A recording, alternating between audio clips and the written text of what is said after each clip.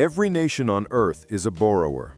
The staggering $38 trillion owed by the United States marks an all-time peak. The European Union carries a burden of roughly $14 trillion. Japan's ledger nears $9 trillion. Even financial heavyweights like Germany and China, or commodity giants like Saudi Arabia, report colossal deficits. This presents a profound paradox. If everyone is indebted, to whom is the debt ultimately owed? Welcome to the intersection of finance, power, and history, where reality is rarely straightforward.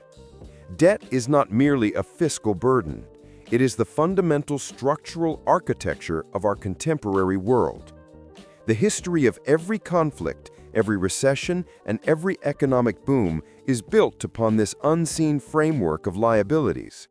Trace the chain of creditors far enough, and an unsettling truth emerges. The global collective owes its money primarily to itself. Yet this circularity does not imply equal benefit for all.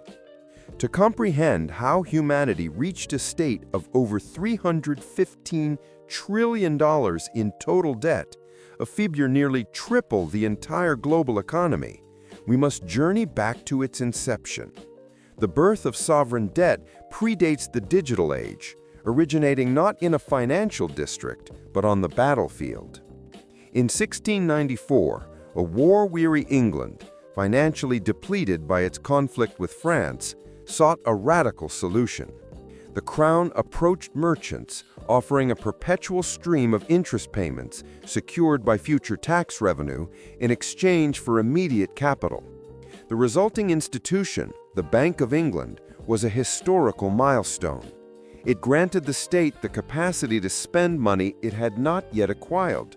Lenders, in turn, received a negotiable promise from the government bond, the very bedrock of the modern financial system. This model was immediately adopted, refined by the Dutch, copied by the French, and later instrumental to the American Revolution and westward expansion. National debt transformed from a sign of fiscal weakness into a measure of national credibility.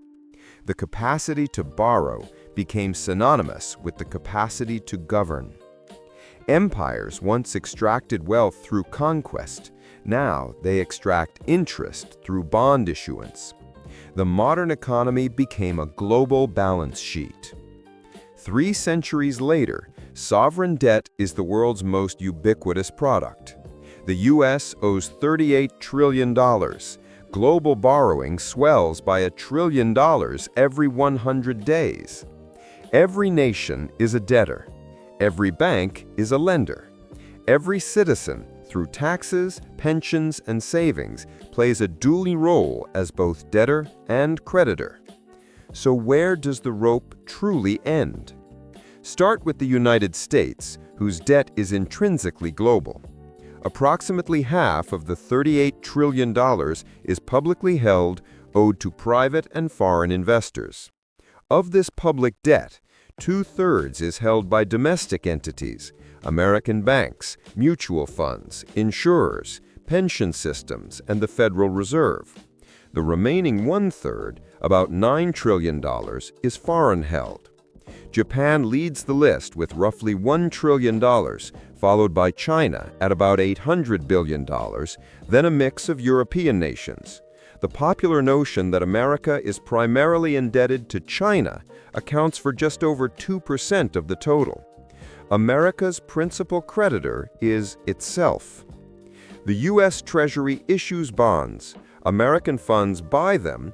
The Federal Reserve frequently repurchases them, essentially creating new currency. Tax dollars fund interest payments, which recirculate into American retirement accounts. It's a closed financial loop. The debt is undeniable, yet the creditor is overwhelmingly a mirror image of the system that creates it. This self-referential structure is worldwide. Japan buys U.S. treasuries. The U.S. channels funds to Europe via the IMF. Europe lends to developing nations through the World Bank. Developing nations complete the circle by investing their foreign reserves back into Western sovereign bonds. It is a planetary chain of liabilities secured by an endless succession of mutual promises. But a fourth, more decisive layer exists: the financial markets.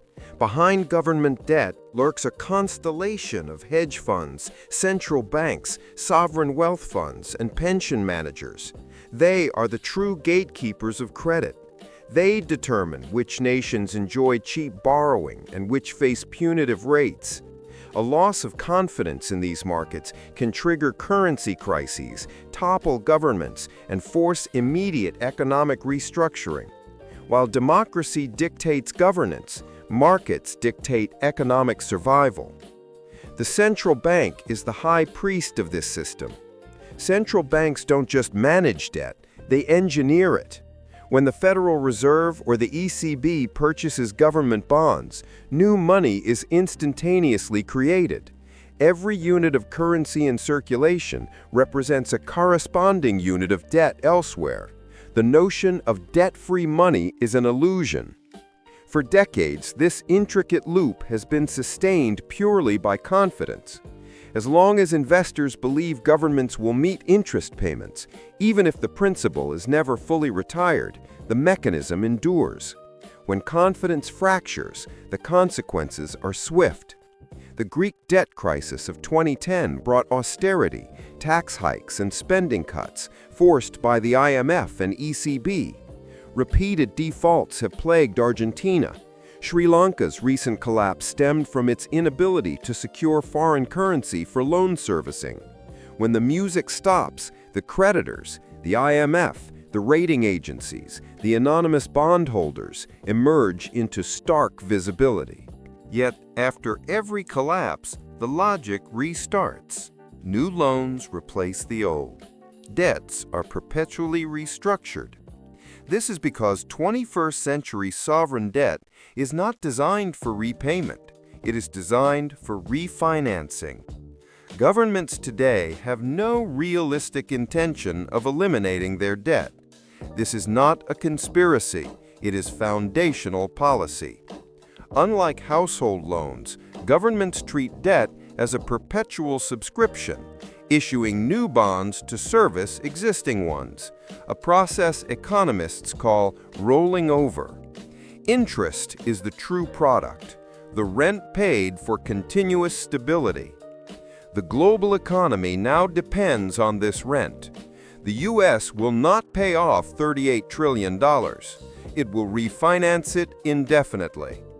Japan's debt-to-GDP ratio exceeds 250%, yet its bond yields are near zero. Investors are not waiting for repayment. They are waiting for renewal.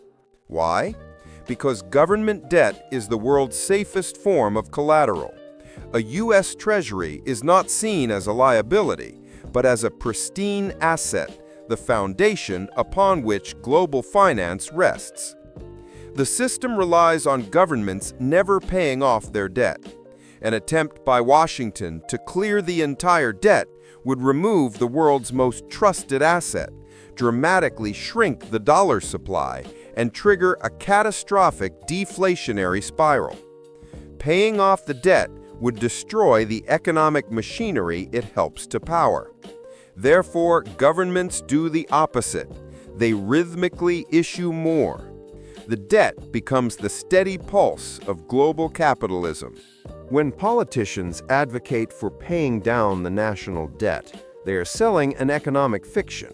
The operative goal is not elimination, but sustainability, keeping the debt serviceable and desirable enough to maintain the system's belief. When that belief fails, confidence collapses, rates surge, and the global edifice built on rolling promises stalls. The core secret of sovereign debt is that the plan was never repayment.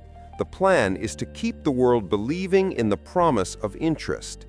But this trust is not equally distributed. While we owe it to ourselves, interest payments flow disproportionately upward, from taxpayers and workers to the institutional investors and wealthy entities that hold the bonds. Debt is a powerful mechanism for class-based wealth transfer. Global inequality and global indebtedness rise in lockstep. The system rewards the owners of the debt and burdens those who simply pay for it. Creditors are not mere villains, nor debtors mere victims.